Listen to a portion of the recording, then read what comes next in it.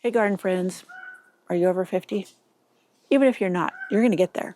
So follow along as we discuss 10 or 11 points on keeping gardening joyful without the pressure after 50 and beyond. You know, gardening after 50 is deeply rewarding, but don't expect it to be the same as when you were in your 30s or your 40s.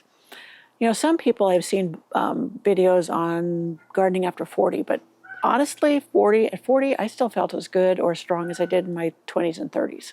I was in pretty good shape.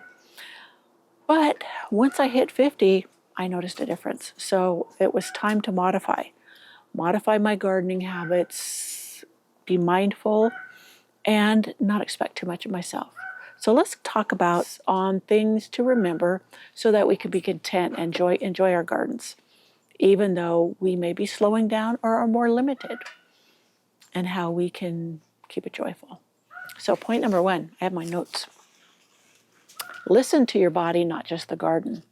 Yeah, it's easy. It's really easy to get caught up in pulling one more weed or digging one more hole or cutting back one more plant, planting one more pot. But when you're over 50, pacing yourself becomes just as important as planning your beds. We'll get to planting beds in a minute. But so we need to break gardening into shorter sessions, use knee pads, use a gardening bench. And remember that, you know, a thriving garden doesn't require you to be a worn out gardener. So here's a tip. Set a timer for, what do you think, 30, 35 minutes of garden work.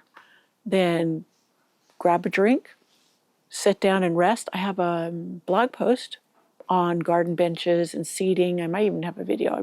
If I don't, I need to make one. So have a seating placed around your garden so you can sit down and enjoy the view and give yourself a break for 10 minutes. I used to run a home cleaning business. We did a lot of vacation homes here on the mountain, and I did it with a friend, and she was more experienced than I was with this kind of work. And when I worked with her, she insisted every hour that we sit down for 10 minutes, have a beverage or a little bit of something refreshing, and just take a break.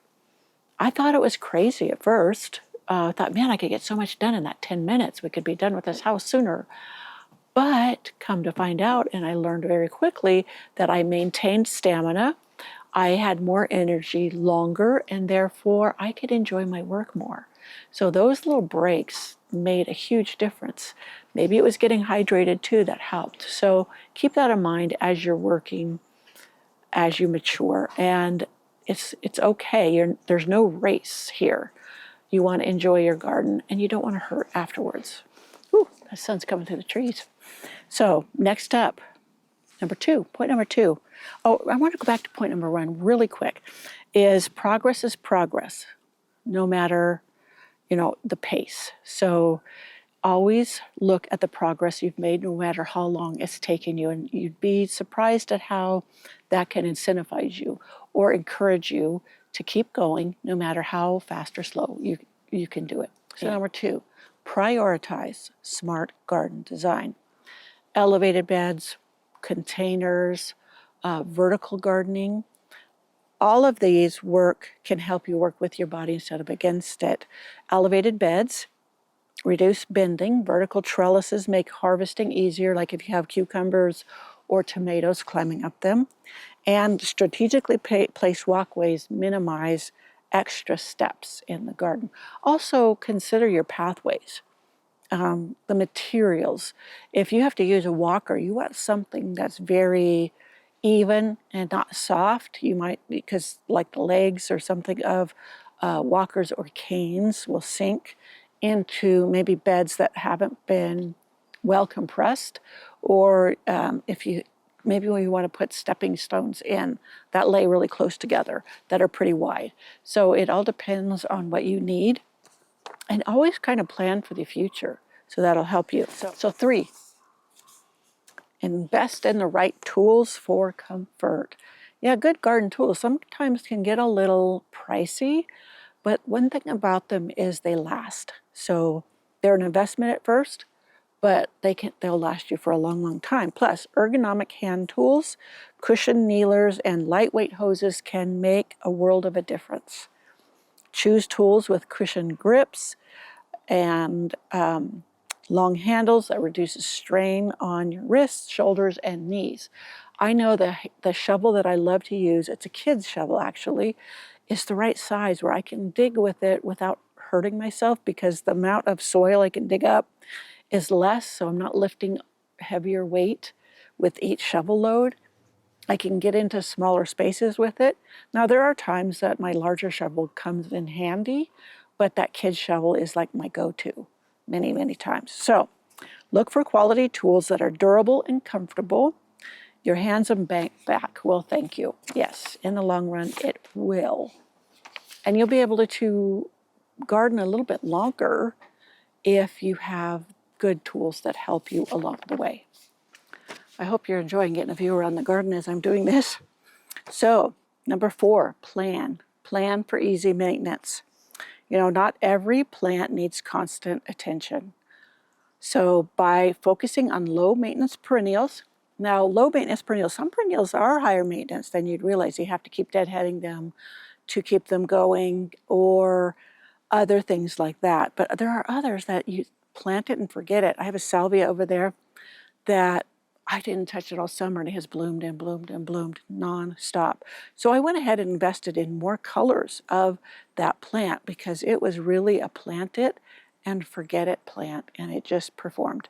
So I didn't have to do anything to keep it beautiful. So by focusing low maintenance perennials, self-seeding annuals, I'll talk a little bit more about that in a minute, and native plants, you can enjoy beauty without endless chores. Plants that thrive in your region, very important, will need less water and care, freeing up more time for enjoyment.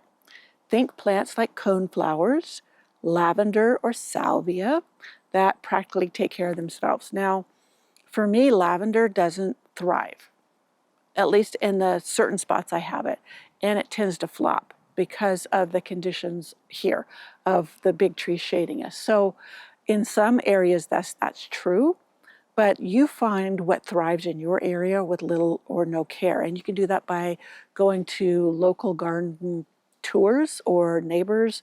Find out what the local garden club, sometimes they'll have neighborhood tours. Find out what does well for others. Now, for many people here, the lavender would do great if they had got more sun than I do, direct sun. Whereas the sun starts, like here, the sun's out fully, but it's behind the tall trees. So everything is leaning that way at this time of year, but that's okay. I'm used to that, and it's all right. So what did I say about self-seeding annuals? Well, they can be problematic only in that when they self-seed readily, you may have to weed them out of areas. But if you utilize low growing ground covers as well as mulch, thick mulch, or like leaves in the fall, bury your beds with them, then it won't be so much of a problem. But you do need to put the leaves into, or the mulch in the beds to choke out anything germinating from the self-seeders. But they're really easy also to weed out. I just skim along the top of the soil with the shovel, or I'm in an area with my hodag, and I just skim along the surface, and it just cuts the seedlings off at the soil surface, and so then they won't continue to grow. All right, I'm always preaching soil health, and that's for a reason. Healthy soil is your best garden helper. Yes, that's when plants thrive, is when they're in healthy soil. So by regularly adding compost or your leaves that will compost in place. I also have showed you how I cut back plants in like 2-inch increments. I'll just cut, let it drop to the soil, and that feeds the soil. So when you compost and mulch, you'll improve moisture retention, reduce weeds, and boost plant vigor. So that'll save you both time and energy in the long run. So if you're doing leaves, like we don't get a lot of leaves here because we had to take down our trees, the majority of the trees. And I have like a dogwood there, and I have a pear tree in the back, but most of the trees we had to take down. It was required by our fire insurance. It's just how it is. So But when I did have them, when the leaves would fall, I would just rake them out of the pathways right into the garden beds. That was fairly easy because they're light. So it wasn't a whole lot of work, and it was very enjoyable to be out in the mild fall weather to do that kind of a chore. And I knew I was benefiting the plants and the soil in those beds. So, okay. So a little attention to soil each season means less bending, watering, and fussing later. So that was tip number 5. So tip number 6, make hydration easy for you and the plants. So dragging hoses around, yes, that can get very tiring. And you can trip, it's a tripping hazard. So drip irrigation, which I had shared with you, my little, I called it, unprofessional drip system.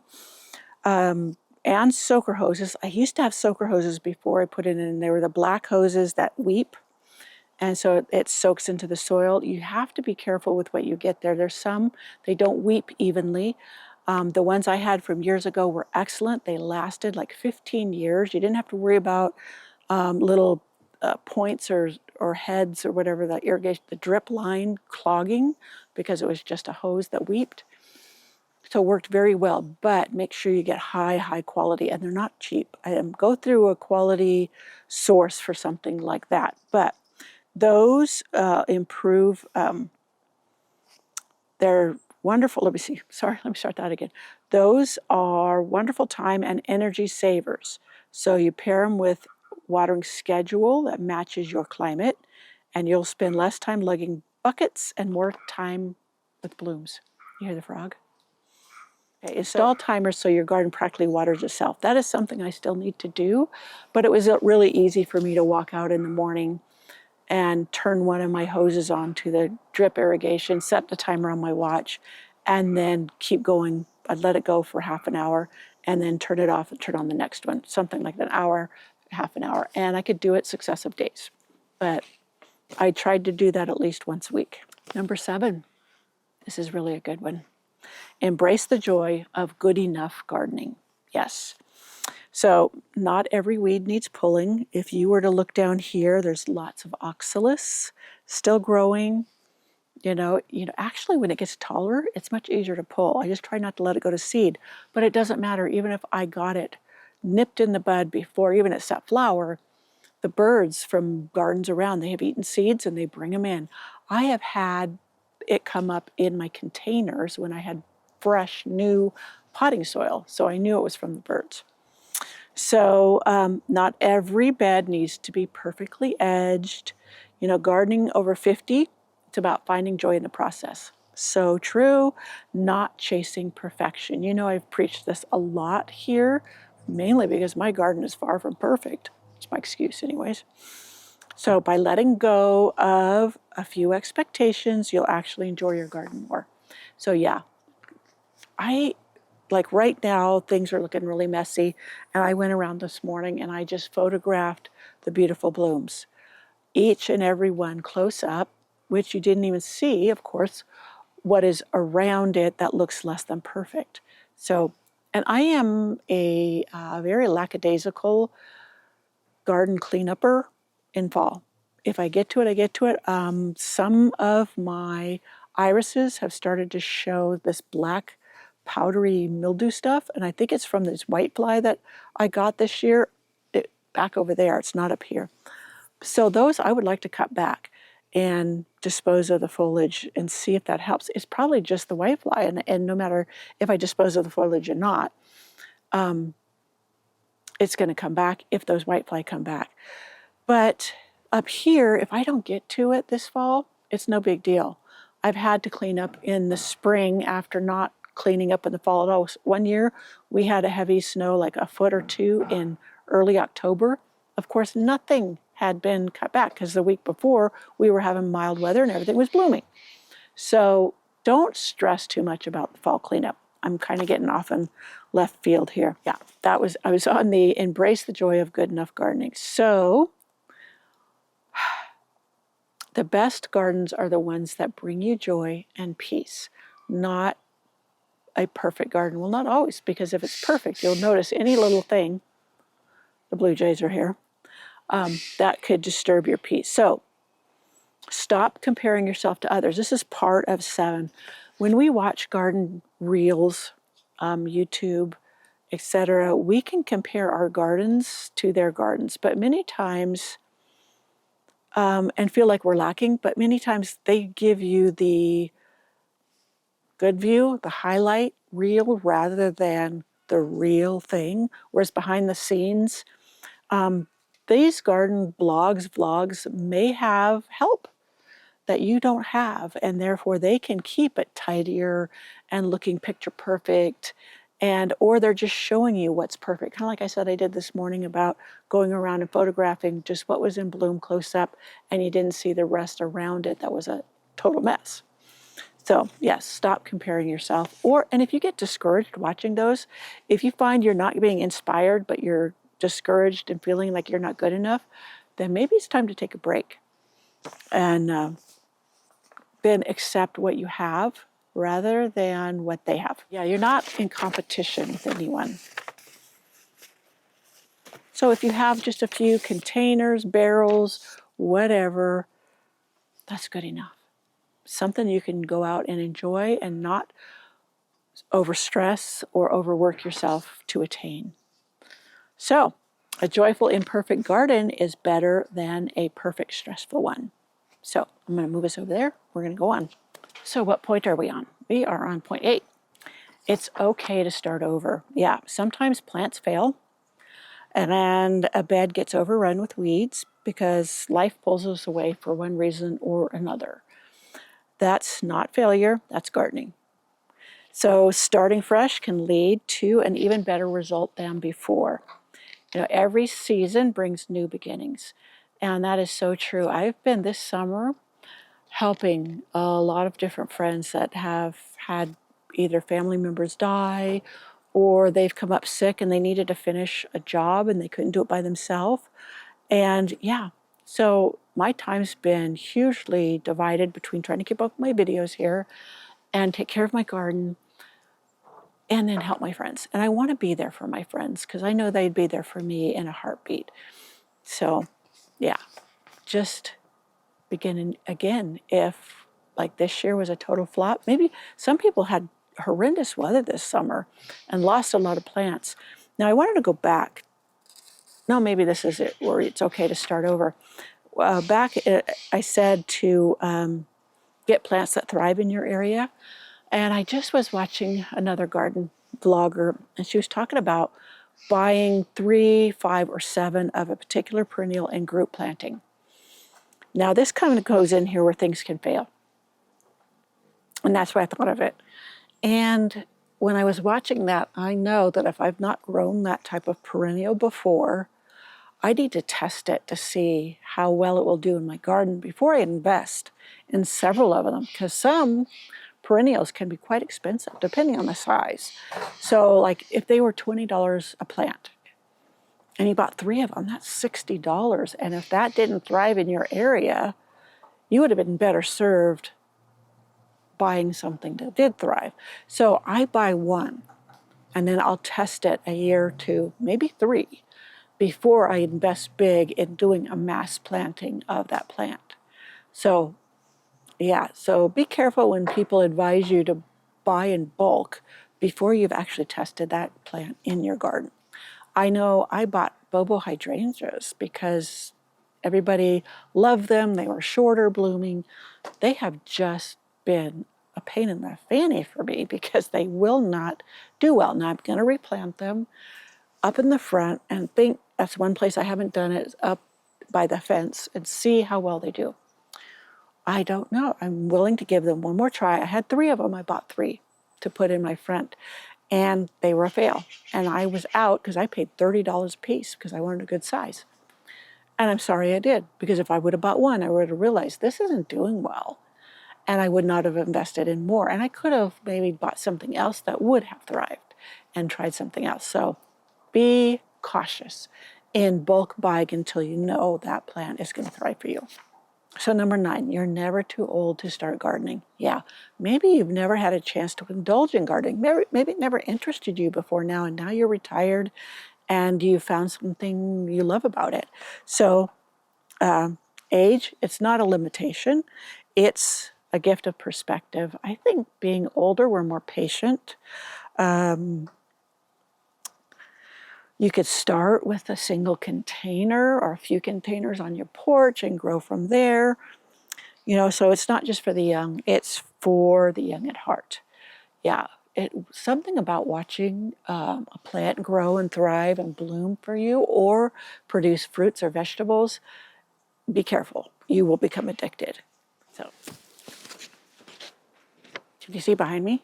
Exciting things going on. That greenhouse is going up. Okay, number 10, enjoy the quiet moments.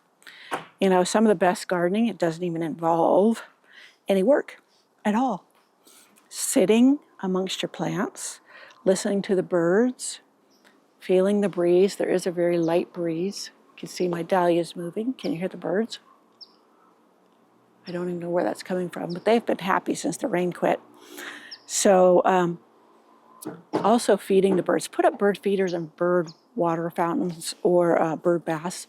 You will just get so much enjoyment out of watching the birds.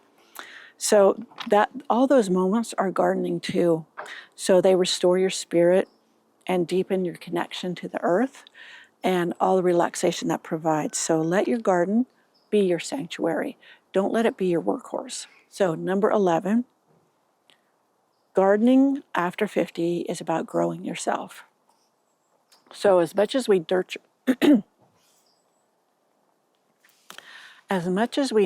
plants in our gardens, it also nurtures us.